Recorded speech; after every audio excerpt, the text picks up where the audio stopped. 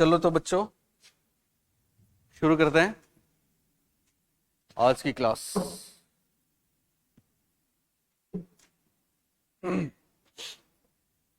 वापस भागेंगे मेरे को देख के। हम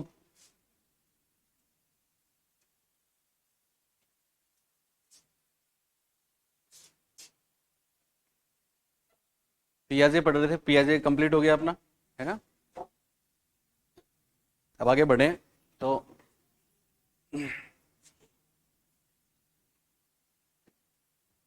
एक छोटा सा टॉपिक और है पियाजे का। जब पियाजे चल रहा है तो साथ में इनकी बात कर लेते हैं हम, और वो है मोरल डेवलपमेंट। कौन सा? आवाज आ रही है? मोरल डेवलपमेंट की बात करें तो दो लोगों के कम से कम नाम याद रखने, वैसे हम चार लोगों की बात बताएंगे आपको फर्स्ट ग्रेड के हिसाब से। एक सबसे पहले मोरल डेवलपमेंट में जिनका नाम है वो जीन पियाजे हैं। कौन है? उसके बाद फिर एक महत्वपूर्ण सिद्धांत दिया लॉरेंस कोहलबर्ग ने। किसने दिया? Lawrence Kohlberg. बोलिए, लॉरेंस कोहलबर्ग। उसके बाद उनकी क्रिटिक्स कैरोल गिलिगन। बोलिए क्या नाम है? Carol Gilligan. और एक हेविंगहर्स्ट। तो चारों की चीजें फर्स्ट ग्रेड में आई है। तो हम देखते हैं जीन पियाजे का नैतिक विकास का सिद्धांत। तो हेडिंग डालिए आप।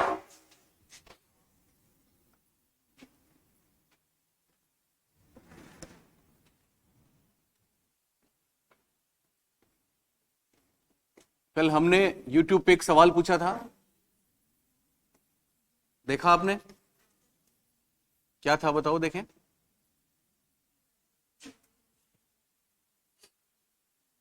क्या जवाब दिया?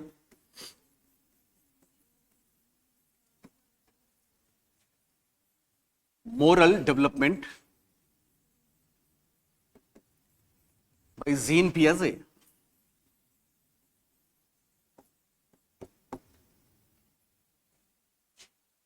Moral development Jean पियाजे।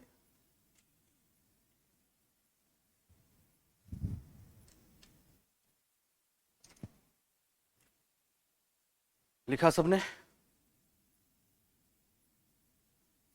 कल वाला सवाल जो हमने कम्युनिटी पे दिया, कितने लोगों ने देखा? बताओ, आंसर दिया? क्या दिया? 7 से 11 तो बात ही पुरानी हो गई, वो तो परसों का था। अभी नया नया धर्माराम देखा? क्या था?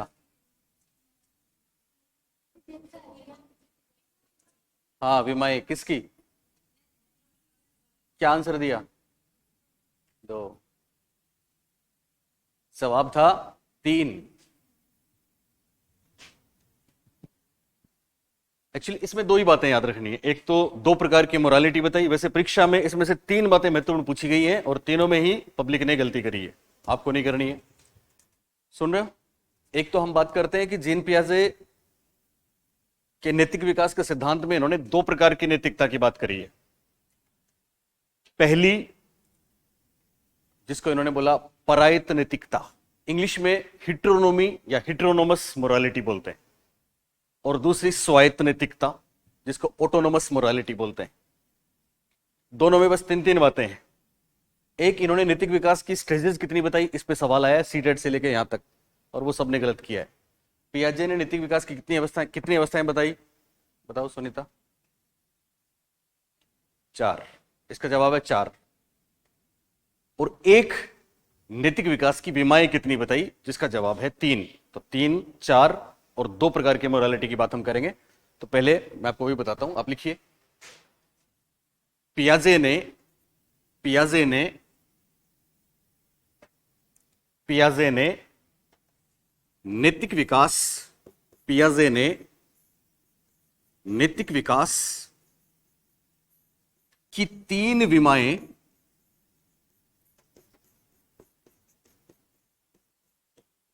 ओब्लिक तत्व, इंग्लिश में लिखना है कंपोनेंट्स, बताए। 3 विमाएं या 3 तत्व बताए। 1, 2, 3।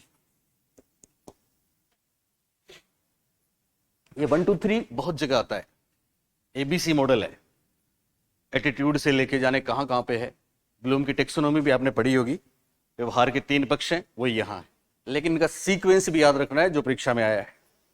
वैसे हम ब्लूम की टेक्सोनोमी में तीन पक्ष पढ़ते हैं ना, व्यवहार के तीन पक्ष। बोलिए पहला कौन सा? संज्ञानात्मक या ज्ञानात्मक, दूसरा भावात्मक, और तीसरा इंग्लिश में कॉग्निटिव, अफेक्टिव, और तीसरा साइकोमोटर।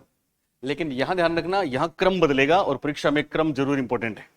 सबसे पहले एक नंबर पे है भावात्मक पक्ष। तीन विमाएं कौन सी हैं?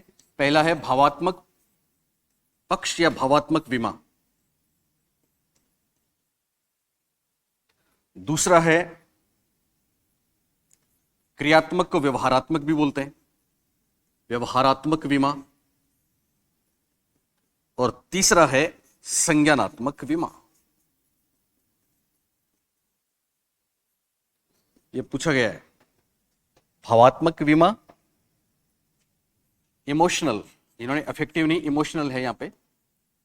इमोशनल डायमेंशन, बिहेवियरल डायमेंशन, और थर्ड वन है आपका कोग्निटिव एस्पेक्ट या कोग्निटिव कंपोनेंट या कोग्निटिव डायमेंशन। ये तीन वैसे सिंपल आपको याद रहेंगे, लेकिन इनका क्रम याद रखना है। यहां एक नंबर पे भावात्मक आएगा। तो पियाजे के मॉरल डेवलपमेंट की तीन विमाएं हैं, भावात्मक, व्यवहारात्मक और संज्ञानात्मक। तीन तत्व हैं, तीन कंपोनेंट्स हैं, इमोशनल, बिहेवियरल और कॉग्निटिव। ये तीन बहुत कॉमन बातें हैं, आराम से याद रहेंगी। क्या मतलब है इनका? जो पीछे बहुत महत्वपूर्ण बातें गई हैं, आपने उनको नोट किया? पियाजे की बहुत सी बातें थी, तुमने नोट किया सबको? चलिए, तो सबसे पहले क्या होता है? सुन रहे हैं सब लोग? बोलो। ओके। भावात्मक का मतलब ये हुआ कि नैतिकता का मतलब है दूसरों के बारे में हम क्या ख्याल रखते हैं, हम उनके बारे में क्या करते हैं, कैसी फीलिंग्स आती है। ये तीनों बातें यहाँ पे। तो सबसे पहले अगर आप किसी को दुखी देखो तो आप भी दुखी हो जाओ, या किसी के लिए कुछ अच्छा करो आप तो आपको खुशी मिले। ये है भावात्मक पक्ष। व्यवहारात्मक क्या है? केवल खुशी या दुख फील करना ही नहीं है, आगे बढ़ के उसकी मदद करना है। और संज्ञानात्मक क्या है? संज्ञानात्मक पक्ष में आपको नैतिकता की या नैतिक विचारों की समझ, अंडरस्टैंडिंग होनी चाहिए। तो समझ है, फीलिंग है और बिहेवियर कुछ करना है। सिंपल बात। बस ऐसा पूछें कि क्रम क्या है तो हमको याद रखना है। पहले क्या आएगा? भावात्मक, उसके बाद व्यवहारात्मक और उसके बाद ओके। दूसरी बात लिखिए। पियाजे दो प्रकार की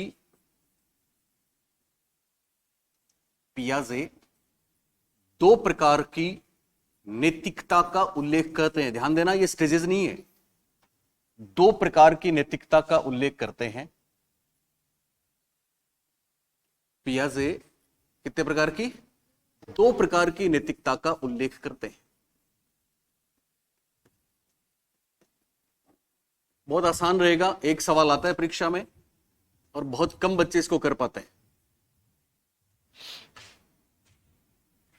कितने प्रकार की नैतिकता की बात करते हैं? दो प्रकार। पहले आप बोर्ड पे देखिए, लिखना नहीं है।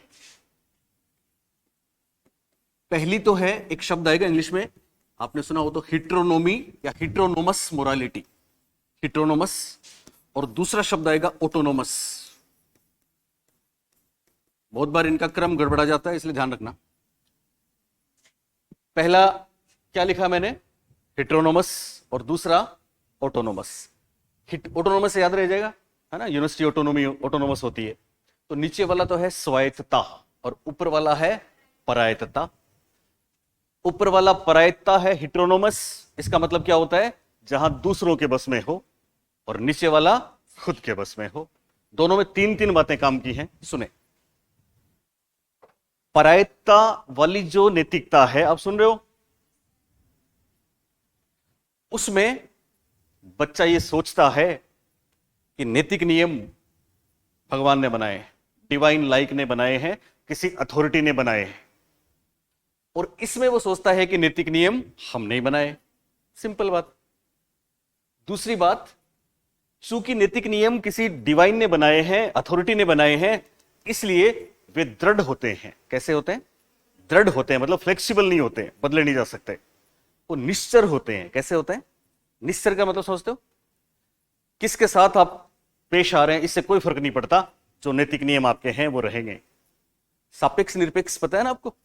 तो निरपेक्ष होते हैं, निश्चर होते हैं, दृढ़ होते हैं और अपरिवर्तनीय होते हैं। और इसमें क्या होगा? इसमें नैतिक नियम हम खुद ही बनाते हैं, इसलिए वो परिवर्तनशील होते हैं। क्या होते हैं? परिवर्तनशील। और निरपेक्ष नहीं होते बल्कि सापेक्ष होते हैं। सापेक्ष का मतलब समझते हो? मैं सुनीता के साथ अलग प्रकार से डील करूंगा और धर्माराम के साथ अलग प्रकार के डील करूंगा, तो वो सापेक्षता हो गई, रिलेटिविज्म हो गया। मैं सबके साथ एक जैसा डील करूंगा, वो निरपेक्ष है। ये कोहलबर्ग के मामले में बहुत बढ़िया सा प्रश्न आया था, बताऊंगा मैं, कोहलबर्ग आएगा तब। तीसरी बात और बहुत महत्वपूर्ण बात, आपने दो शब्द सुने होंगे, एक तो कॉन्सिक्वेंसेज, एक इंटेंशन। हिंदी में आपने एक शब्द सुना होगा इरादा, सुना है? और एक परिणाम। दोनों का मतलब समझते हो? इरादा, आपके मन में इंटेंशन क्या है, परिणाम आपने जो किया उसका रिजल्ट क्या निकला। तो ऊपर वाले में जिसमें नैतिक नियम बदले नहीं जाते, किसी के कारण से नहीं बदले जाते, ऊपर वाले ने बनाए हैं, अथॉरिटी ने बनाए हैं, उसमें बच्चा मानता है कि यहां इरादे की कोई कीमत नहीं है, परिणाम महत्वपूर्ण है। आपने गलत किया तो फिर गलत फल आपको मिलेगा। और नीचे वाले में क्या होगा? इरादा महत्वपूर्ण होगा, परिणाम नहीं। यहां एक बहुत महत्वपूर्ण बात आई थी। दरअसल हम इसके बाद कोहलबर्ग पढ़ेंगे और आप सब जानते हैं कोहलबर्ग पे बहुत से प्रश्न आए हैं और उन्होंने एक कहानी बताई थी हेंज वाली। हेंज की दुविधा पढ़ी है ना? और आपने ये भी पढ़ा है कि कोहलबर्ग का नैतिक नियम जीन पियाजे के नैतिक नियम से इन्फ्लुएंस्ड था, प्रभावित था ना? तो पियाजे ने भी अपने सिद्धांत में कहानियां बताई हैं साहब। और एक कहानी सीटेट में आई है। दो लड़कियां थी, सुन रहे हो, छोटी छोटी। एक का नाम था मैरी और एक का नाम था मार्गेट। दो लड़कियां थी तुम जैसी, एक का नाम था मैरी और दूसरी का नाम मार्गेट। दोनों सिस्टर थी। एक बार क्या होता है, उनकी मोम का बर्थडे आता है।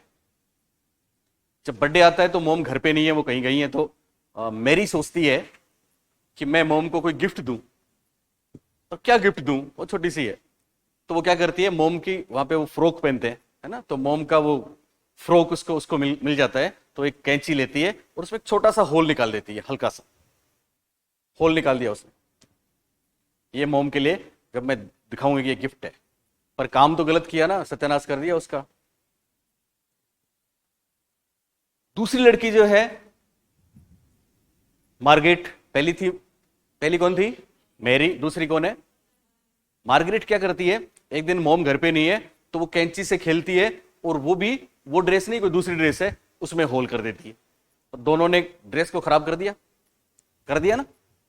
इंपॉर्टेंट बात क्या है, जब पियाजे ने बच्चों को यह कहानी सुना के पूछा कि दोनों में हु इज मोर नोटियर, दोनों में ज्यादा शैतान कौन है, ज्यादा खराब कौन है, किसने गलत काम ज्यादा किया, तो पता है जो छोटे बच्चे थे इस स्टेज वाले, उन्होंने उन दोनों का होल जिसका बड़ा था उसके आधार पे बोला कि जिसका बड़ा होल है उसने ज्यादा खराब काम किया, उसको पनिशमेंट मिलना चाहिए। एक्चुअली बड़ा होल किया था उसने, पहले वाले ने, उसने छोटा किया था, उसने और भी छोटा किया था, ये मान लो। और क्योंकि रिजल्ट जो है ना, परिणाम जो है, उसके आधार पे पनिशमेंट मिलना चाहिए। और ये वाले जो बच्चे थे थोड़े बड़ी एज के, अभी हम बताएंगे आपको इसकी एज, उन्होंने कहा कि साहब दोनों में खराब काम तो था मार्गरेट का। क्यों? क्योंकि मैरी का तो इरादा यह था कि मम्मा को गिफ्ट दूं, उसका इरादा बढ़िया था, इसलिए दूसरे वालों ने उसको, जिसने खेल खेले में काट दिया, खराब माना। एक दूसरी कहानी भी है, वो कहीं किसी एग्जाम में, नेट जेआरएफ में तो आई है। दो बच्चे थे जिन्होंने एक किसान की कार्ट चोरी कर ली। उस जमाने में गाड़ी कार्ट ही थी, तुम सामने देखो। तब चोरी करी तो किसान आ गया, एक को पकड़ लिया, एक भाग गया। जो भाग गया वो बहुत हसल फसल में भागा और कुछ देर बाद एक रोड पे ऐसा स्लिपरी था तो उसमें वो फिसल गया, गिर गया, उसके पांव में चोट लग गई, ब्लड आ गया, कट गया।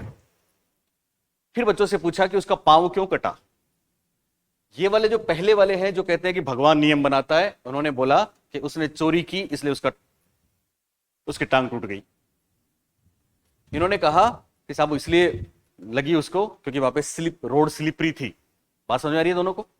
दोनों बातें क्लियर हुई आपको? एक में इरादा महत्वपूर्ण है, एक में परिणाम महत्वपूर्ण है। याद रखना, इरादा किस में महत्वपूर्ण है, नीचे वाले में कि ऊपर वाले में? नीचे वाले में। और परिणाम ऊपर वाले में। नैतिक नियम परिवर्तनशील है, बदले जा सकते हैं, सापेक्ष है। ये ऊपर वाले में कि नीचे वाले में? शाबाश, नीचे वाले में। और नैतिक नियम अपरिवर्तनीय है, दृढ़ है, निश्चर है, ये ऊपर वाले में। नैतिक नियम डिवाइन भगवान अथॉरिटी बनाती है, ये किस में? नीचे के ऊपर? ऊपर वाले में। और नैतिक नियम हम खुद बनाते हैं, ये। बस एक चीज और बचती है छोटी सी, ऊपर वाले को मॉरल रियलिज्म बोलते हैं, नैतिक वास्तविकता का काल बोलते हैं। और साथ में चूंकि यहां पनिशमेंट की बात होती है, इसलिए दबाव की नैतिकता भी बोलते हैं। ये दो चीजें परीक्षा में आई है। और नीचे वाले में सहयोग की नैतिकता है या फिर पारस्परिक नैतिकता है। बस इसके अलावा कुछ नहीं। दोनों बातें क्लियर? तो चलिए इसको लिखें। आप क्या लिखा आपने? दो प्रकार की नैतिकता का उल्लेख किया। पहला लिखो,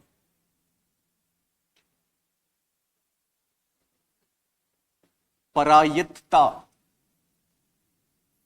की अवस्था। परायत्तता की अवस्था इंग्लिश में लिखना है सबको, हिट्रोनोमी या हिट्रोनोमस मोरालिटी।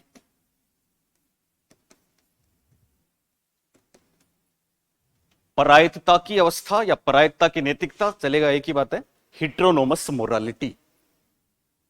यस, बोलो,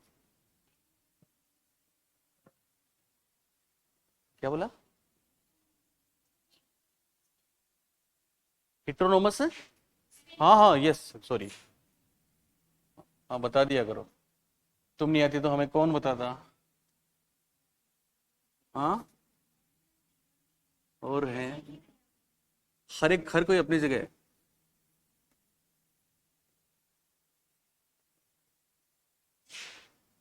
ऐसे तो सर भी हो रहे हैं। हिट्रोनोमस अभी सही है? Okay, heteronomous morality. बस सिंपल 3 बातें लिखनी है। क्या क्या लिखनी है? अच्छा, एज बोलिए, एज बोलो। एज ध्यान रखना, पियाजे कहते हैं कि 4 साल से पहले एनोमी होती है, ठीक है ना? 4 से 7, 4 to 7 एज लिखनी है, 4 से 7।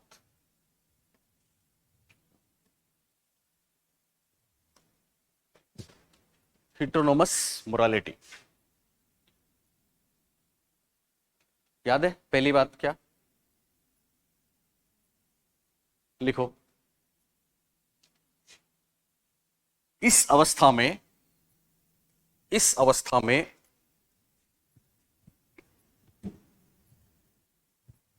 बालक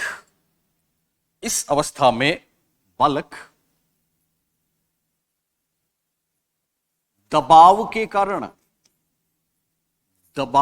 कारण नैतिक नियमों को मानते हैं। इस अवस्था में बालक दबाव के कारण नैतिक नियमों को मानते हैं।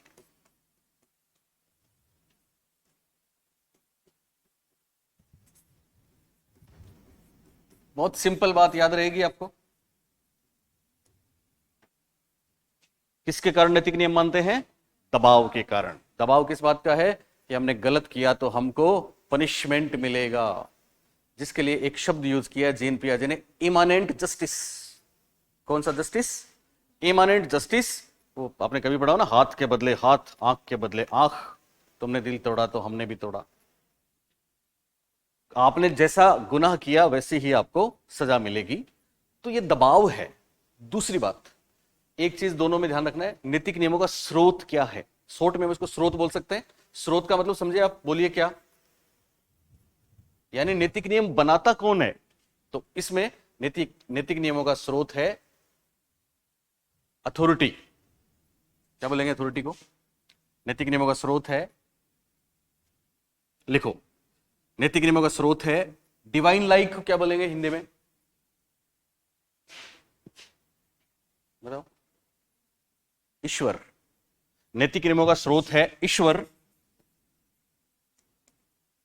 अथवा कोई प्राधिकार, अथॉरिटी, यानी कोई अथॉरिटी बनाती है। ये बात समझ तो गए ना आप, या उसको ऐसे लिखवाऊं कि इस अवस्था में नैतिक नियम ईश्वर अथवा किसी प्राधिकारी द्वारा बनाए जाते हैं? जरूरत नहीं है ना, ओके। बालक ऐसा सोचता है, तो स्रोत क्या है नियमों का? ईश्वर। डिवाइन लाइक जरूर लिख दो आप, डिवाइन लाइक, डिवाइन लाइक।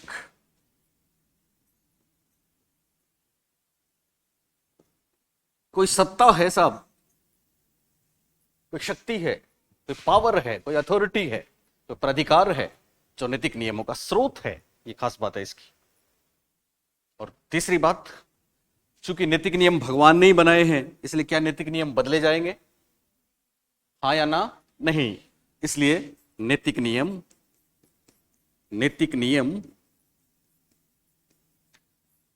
दृढ़, अपरिवर्तनीय। नैतिक नियम इस अवस्था की बात है, दृढ़, अपरिवर्तनीय तथा निश्चर होते हैं, निरपेक्ष होते हैं, निरपेक्ष कर दो, निरपेक्ष होते हैं। नैतिक नियम दृढ़, अपरिवर्तनीय तथा निरपेक्ष होते हैं। शब्दों के अर्थ समझना सीख जाओगे हमारे साथ रह के, तो आधी जंग जीती जाओगे परीक्षा में। इस अवस्था में जो कि परायत्ता की अवस्था कही पियाजे ने, जो कि हिट्रोनोमी स्टेज बोला या हिट्रोनोमस मोरालिटी की स्टेज बोला, उसमें नैतिक नियम दृढ़ होंगे। मतलब हाँ, वही अपरिवर्तनीय की बात है, ठीक है, दृढ़ होंगे, ढिलाई नहीं दी जा सकती। मतलब नैतिक नियम मानने हैं तो मानने, छूट नहीं है। जैसे आपको छूट मिल जाती है ना कभी, वो छूट नहीं है, बदले नहीं जा सकते। और निरपेक्ष का मतलब बताओ?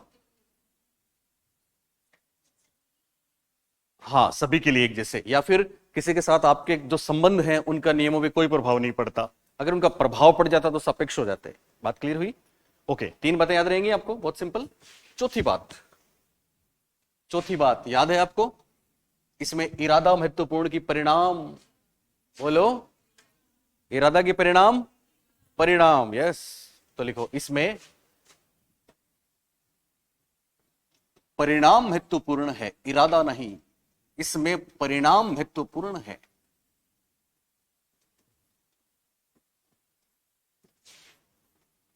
इरादा नहीं, इंटेंशन नहीं। कॉन्सिक्वेंसेस, रिजल्ट इंपॉर्टेंट है, इंटेंशन इंपॉर्टेंट नहीं। परिणाम महत्वपूर्ण है, इरादा नहीं। और फाइनली इसके दो नाम है, दोनों लिख लो। इसे दबाव की नैतिकता, बहुत सिंपल है। बोलो कितना आसान है, बोलिए है कि नहीं? जबकि ये सवाल लोगों को आते ही नहीं है, क्योंकि ऑथेंटिक सूचना मिलती नहीं है। इसे दबाव की नैतिकता, इंग्लिश में बोलेंगे कांस्टेंट, दबाव की नैतिकता,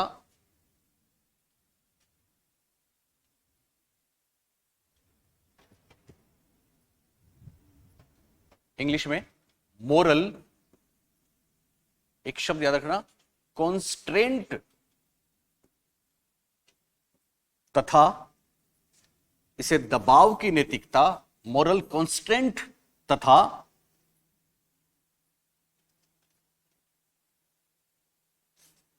नैतिक वास्तविकता,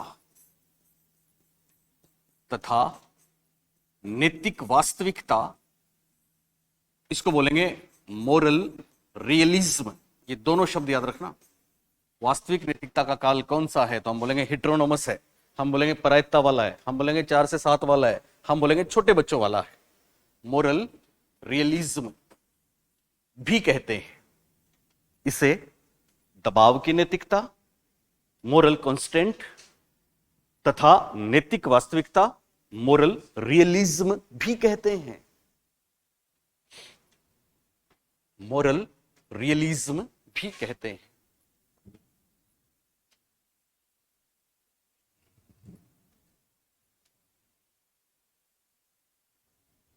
लिखा सबने? कोई विशेष दिक्कत नहीं आई? नहीं आई ना? कितने प्रकार की नैतिकता बताई पियाजे ने? 2 प्रकार की नैतिकता बताई साहब। पहली नैतिकता हिंदी में क्या बोलेंगे? क्या बोलेंगे? परायत्ता की नैतिकता। इंग्लिश में क्या बोलेंगे? हिट्रोनोमस स्टेज या हिट्रोनोमस मोरालिटी या हिट्रोनोमी, याद रहे तो हिट्रोनोमी। सिंपल। इसकी 4-5 बातें बताई हमने आपको, बताई ना? सबसे पहली बात, इसमें नैतिक नियम क्यों मानते हैं? दबाव के कारण। नैतिक नियम कौन बनाता है? ईश्वर, डिवाइन। नैतिक नियम कैसे होते हैं? दृढ़, अपरिवर्तनीय और ओके। और चौथी बात क्या इंपॉर्टेंट है? परिणाम इंपॉर्टेंट है, इरादा नहीं। और फाइनली इसके 2 नाम और हैं, एक तो दबाव की नैतिकता और दूसरा नैतिक वास्तविकता का काल। दबाव की नैतिकता को इंग्लिश में क्या बोलेंगे? हाँ, मोरल कॉन्स्टेंट। बोलो शब्द कॉन्स्टेंट, मोरल कॉन्स्टेंट। और दूसरा मोरल रियलिज्म। शाबाश। अब है 2 नंबर, दूसरी स्टेज। और दूसरी स्टेज स्वायत्तता वाली है, स्वायत्तता की नैतिकता।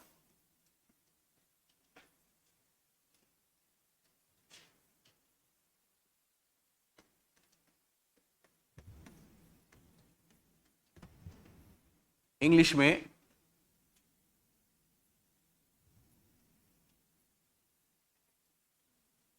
Autonomous morality.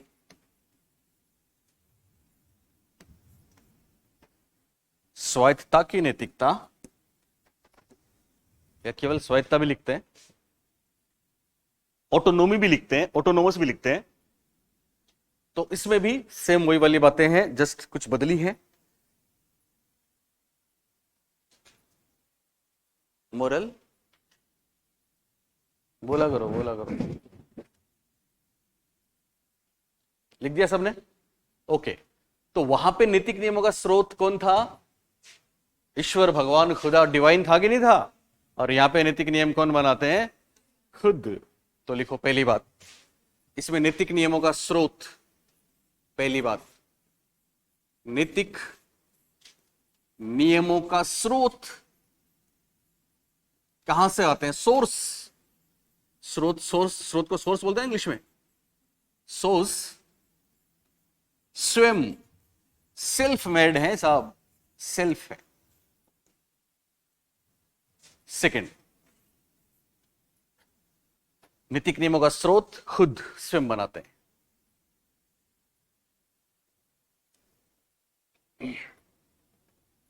लिखा? सिंपल। दूसरी बात, वहां पे नैतिक नियम कैसे थे? दृढ़ थे, अपरिवर्तनीय थे, निश्चर थे। और यहां पे क्या है? लिखो, इसमें इस अवस्था में एक चीज याद रखना। अच्छा, आप बोल रही थी, मेरे को बोलना नहीं, फिर बीच में मेरे को भी याद आ गया। इसकी एज, यही बोल रही थी? नहीं, किसी को भी ध्यान नहीं रहा। उसकी एज क्या थी? 4 से 7 वर्ष। और इसकी एज है, बोलिए, 9-10 वर्ष प्लस। तो 9/10 वर्ष के बाद। ओब्लिक नहीं करो तो 9 वर्ष कर सकते हो, चलेगा। कोहलबर्ग में 3, 10, 13 है। यहां पे बीच में गैप आ गया ना, 4 से 7, फिर 7 से 9 कुछ नहीं है, तो 7 से 9 की एक स्टेज है। चलिए, तो नैतिक नियमों का स्रोत आपने लिख दिया, लिख दिया। दूसरी बात लिखो आप, इस अवस्था में नैतिक नियम, कैसे नियम? नैतिक नियम, इस अवस्था में नैतिक नियम कैसे? परिवर्तनशील। यस, परिवर्तनशील व सापेक्ष होते हैं, मतलब बदले जा सकते हैं। इस अवस्था में नैतिक नियम परिवर्तनशील, परिवर्तनीय, वेरिएबल व रिलेवेंट, सापेक्ष होते हैं, सापेक्ष। और तीसरी बात, बोलिए, यहां पे इरादा महत्वपूर्ण है कि परिणाम? इरादा, यस, इंटेंशन। इसमें इरादा महत्वपूर्ण है, इंटेंशन महत्वपूर्ण है। इरादा, इंटेंशन महत्वपूर्ण है,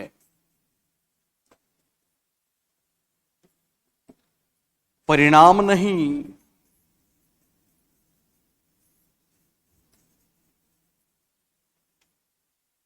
कॉन्सिक्वेंसेज नहीं। इरादा महत्वपूर्ण है, परिणाम नहीं। इंटेंशन इंपॉर्टेंट है, कॉन्सिक्वेंसेज नहीं।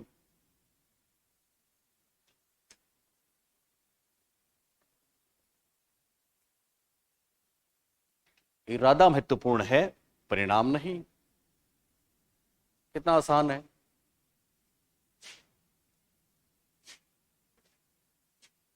तीन बातें याद रखेंगे। लिखा सबने? लिखा? बताओ पहली बात क्या है, नैतिक नियमों का स्रोत क्या है? स्वयं है। दूसरी बात, नैतिक नियम कैसे होते हैं? परिवर्तनशील होते हैं और सापेक्ष होते हैं। सापेक्ष क्या होता है पता है ना आपको? बताओ गरिमा क्या होता है सापेक्ष?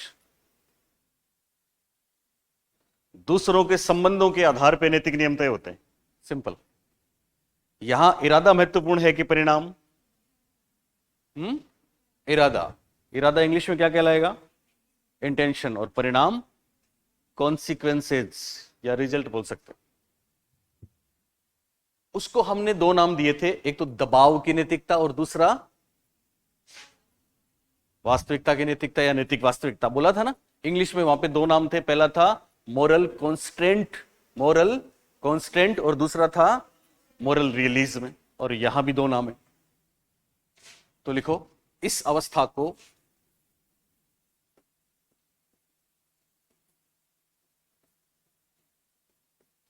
सहयोग की नैतिकता। आपकी हेल्प हो रही है तो नैतिक नियम बदल देंगे, किसी का भला करने के लिए झूठ बोल देंगे। सहयोग की नैतिकता, इस अवस्था को सहयोग की नैतिकता, मोरल कोऑपरेशन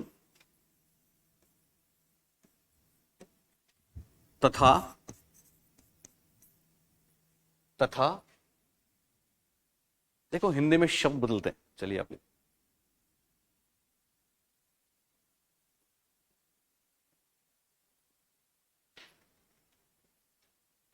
सहयोग की नैतिकता लिखा सबने? ओके, इंग्लिश में क्या बोलेंगे इसको? मोरल कोऑपरेशन तथा, अब हिंदी में रिलेटिविटी या रिलेटिविज्म के बहुत से शब्द हैं। मेरे को याद है परीक्षा में एक बार शब्द आया था, एक तो शब्द आया था पारस्परिकता की नैतिकता, एक शब्द आया था अन्योन्याश्रित नैतिकता। ठीक है, पर आपको इंग्लिश वाला अगर है तो कोई दिक्कत आएगी नहीं, कुछ भी आए, है ना। तथा अन्योन्याश्रित, हिंदी के बच्चे सही लिखा मैंने या नहीं लिखा? हाँ बोलो ना, अन्योन्याश्रित सही है? कल पूछना कैसे हम जैसे, और उनको आप बोलोगे ना कि उन सर ने बोला है, तो उन्होंने कहा ओके उन्होंने बोला। अन्योन्याश्रित नैतिकता, ब्रैकेट में क्या बोलेंगे? मोरल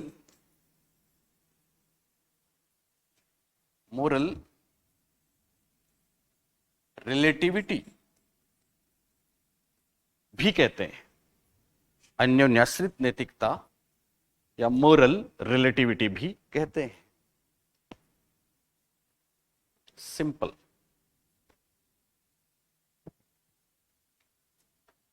कोहलबर्ग बहुत महत्वपूर्ण है, इसके बाद हम कोहलबर्ग पढ़ने वाले हैं। फिर तो कमाल की चीजें, फ्रॉइड पढ़ेंगे, एरिक्सन पढ़ेंगे। चलिए, लिखा सबने? तो सिंपल, आराम से याद रहेगा आपको। बस ये चार शब्द वैसे याद रह जाएंगे। सहयोग होता है, दूसरों पे आश्रित संबंध होते हैं, सापेक्ष होते हैं, और उसमें दृढ़ होते हैं, परिवर्तन नहीं होते, ऊपर वाला बनाता है। बस एक बात याद रखना, इसमें इरादा महत्वपूर्ण है, परिणाम नहीं। और उसमें परिणाम महत्वपूर्ण है, इरादा नहीं। पहले हम जब पुलिस इंस्पेक्टर थे तो हमारे सामने एक केस आया था, तो बड़ा ही भयंकर था। वैसे तो जाने कितने आए हैं, पर एक मेरे को मैं आपको बताता हूँ। आपको आईपीसी इंडियन पेनल कोड के बारे में जानते हो आप थोड़ा बहुत? देखो कई बार तो आपने ये सुना होगा कि जैसे किसी में झगड़ा हो गया है ना, तो जनरली पुलिस वाले क्या करते हैं कि साहब 451 धारा लगेगी 452। तो वो क्या करते हैं, वो उसको ठीक से उनको भी नहीं पता होता, उनको मतलब जो वहां पे नक्शा मौका बनाने जाते हैं तो वो generally constable, head constable, maximum ASI चले जाते हैं। तो साहब घर के अंदर हुआ तो 400, साहब आगे रिपोर्ट करते हैं, साहब घर के अंदर हुआ है 452 लगेगी, बाहर हुआ है 451 लगेगी। फर्क क्या है दोनों में? 451 सेक्शन अगर लग गई तो उसमें तो पुलिस बेल ले सकती है, थाने पे जमानत हो गई, ओके जाओ, कोर्ट में चलता रहेगा। 452 में जमानत नहीं होती, that is non bailable offence. और फर्क क्या दिखाया उन्होंने, गरिमा ध्यान दो, कि अंदर हुई तो जमानत, घर के अंदर घुस के आप किसी को मारते हो तो जमानत नहीं होती, मतलब कोर्ट ले सकता है बेल, पुलिस बेल नहीं है, और बाहर हो सकती है। पर वास्तव में ये नहीं है, इंडियन पेनल कोड में साफ लिखा है कि अगर आपने इंटेंशन करके, इरादा करके, कॉन्स्पायरेसी करके, योजना बना के किसी पे अटैक किया, दैट इज 452, और बैठे बैठे तेज में आ गए, कुछ हो गया तो 451। वैसे आपको पता है ना 302 और 300 में बहुत बड़ा फर्क है। 302 में उम्र कैद है और 300 में नहीं है। 300 में बोलते हैं ना उसको गैर इरादतन, ऐसा शब्द सुना होगा आपने, और उसमें इरादतन। तो चलो फिर कभी बताऊंगा वो केस, वो बड़ा ही वैसे खतरनाक। चलिए, तो क्या बात थी, ये क्यों बोला? दो शब्द आए, एक तो इरादा और दूसरा परिणाम। एक तो इरादा, दूसरा परिणाम। तो पहले वाले में छोटे बच्चे होते हैं 4 से 7, तो वहां क्या इंपॉर्टेंट मानते हैं वो? बोलो, परिणाम को। और थोड़े बड़े हो गए वो इरादा। फाइनली लिखे, फाइनली नोट पियाजे नैतिक विकास की 4 अवस्थाएं बताते हैं। ये महत्वपूर्ण है। जो मेरे को सुन रहे हैं ऐप पे बच्चों, मेरी उत्कर्ष की क्लास में ये स्टेजेस भी नहीं है, कुछ और चीजें, ऑटोनोमस, हिटोनोमस भी शायद वहां पे, मेरे को याद नहीं, 5 साल 6 साल पहले की बात है वो। तो आप इसको ऑथेंटिक मानना। एचटेट में आया था थोड़े दिन पहले, सीटेट में उससे पहले आ चुका है, अपने यहां भी कभी न कभी पूछा जा चुका है। तो 4 अवस्थाएं हैं। अब आप याद करें, हमने हिट्रोनोमस और ऑटोनोमस 2 अवस्थाएं बताई, आपको बताइए ना, 2 प्रकार की नैतिकता है। तो हिट्रोनोमस की उम्र कितनी बताई? 4 से 7। कितनी बताई? 4 से 7। और ऑटोनोमस की 7 से बताया होगा। ओके, 9-10 प्लस, हाँ राइट राइट राइट राइट, बिल्कुल 9 प्लस कर लो, फॉर एग्जाम्पल। करना नहीं है, 9/10 ही रहने दो उसमें। तो वैसे आपको ध्यान रहे तो 9 प्लस है ना, ऐसा नहीं आएगा ऑप्शन में कि एक में 9 प्लस, एक में 10 प्लस, ऐसा नहीं आएगा। जैसे आपको पता है सीएटी पे प्रश्न आ चुके हैं कई बार, 3 वर्ष से 10 वर्ष भी सही है, 3 वर्ष से 11 वर्ष भी सही है। सीएटी जानते हो ना, चाइल्ड अप्रिसिएशन टेस्ट। तो वैसे हो जाता है कई बार, इसलिए चिंता नहीं है। अब ध्यान दें, 4 वर्ष से पहले तो बच्चा नैतिक होता ही नहीं है, इसलिए 4 अवस्थाओं में 2 तो आपने पहले से लिखी रखी है, कोई चिंता की बात नहीं है ना। एक तो बीच में गैप है, एक पहले। तो 4 अवस्थाएं कौन सी होगी? 1 नंबर पे आप लिखो, क्या बोलेंगे उसको? गैर नैतिक अवस्था। गैर नैतिक अवस्था, एनोमी पहली है। एनोमी ये 0 से 4 वर्ष। दूसरी, परायत नैतिकता की अवस्था या परायत नैतिक अवस्था, हिट्रोनोमस या हिट्रोनोमी। हिट्रोनोमी कर दो यहां पे, ताकि आपको नोमस और नोमी में कोई टेंशन नहीं आए, कहीं हिट्रोनोमी कहीं हिट्रोनोमस। ये 4 से 7 वर्ष। फिर चौथी आपको याद है, यस, चौथी हमने 3 नंबर छोड़ा, फिर चौथी हमने, ये परायत नैतिकता है, तो ये स्वायत्त नैतिक अवस्था है।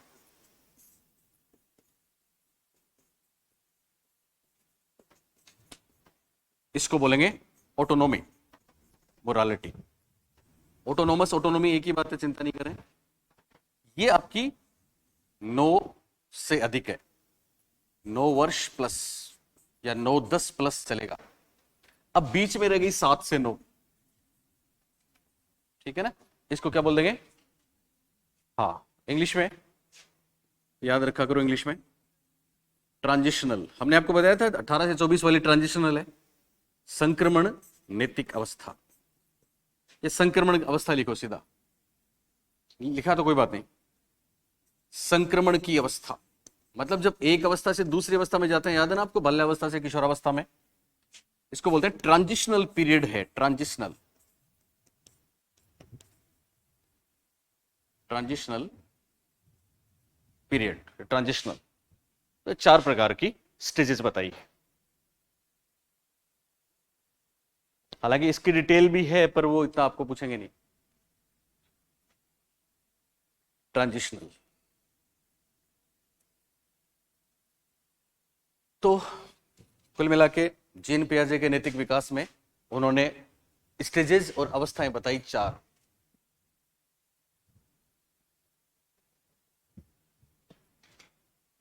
कितने बताई? 4। लिख लिया सबने? बोलो पहली अवस्था का नाम। हाँ, गैर नैतिक अवस्था, इंग्लिश में एनोमी या नॉन मोरल भी बोल सकते हैं। एनोमी, समय कितना? 0 से 4। दूसरी अवस्था परायित नैतिक अवस्था, इंग्लिश में हिट्रोनोमी, उम्र कितनी? 4 से 7। तीसरी संक्रमण, इंग्लिश में ट्रांजिशनल, समय कितना? 7 से 9। और चौथी स्वायत्त नैतिक अवस्था, इंग्लिश में ऑटोनोमी, ये हिट्रोनोमी है ऑटोनोमी, उम्र कितनी? 9 वर्ष प्लस। कोई चिंता की बात नहीं।